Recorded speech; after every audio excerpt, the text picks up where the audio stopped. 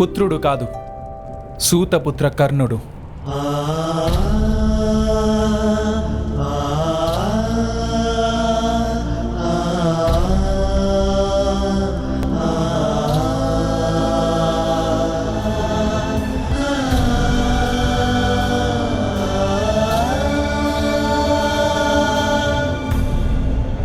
ప్రణామాలు మహారాణి.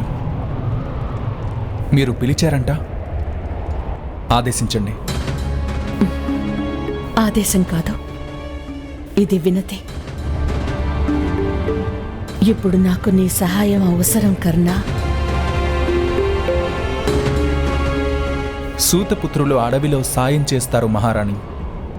రాజభవనంలో కేవలం సేవ చేస్తారు.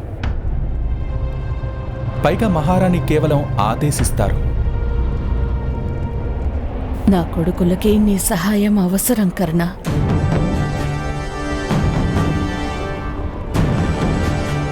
మహారాణి, మీ 5 కొడుకులు శక్తివంతులు, వాళ్ళని రక్షించుకోవడంలో సమర్థులు కూడా.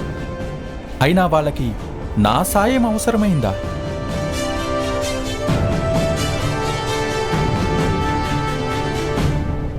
నాకు వాళ్ళ సామర్థ్యం గురించి చాలా బాగా తెలుసు కర్ణ.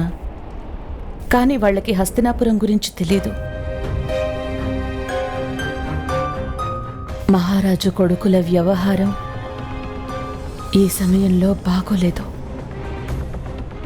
ఆ కారణంగా నేను నా బిడ్డల్ని గురించి బాధపడుతున్నాను.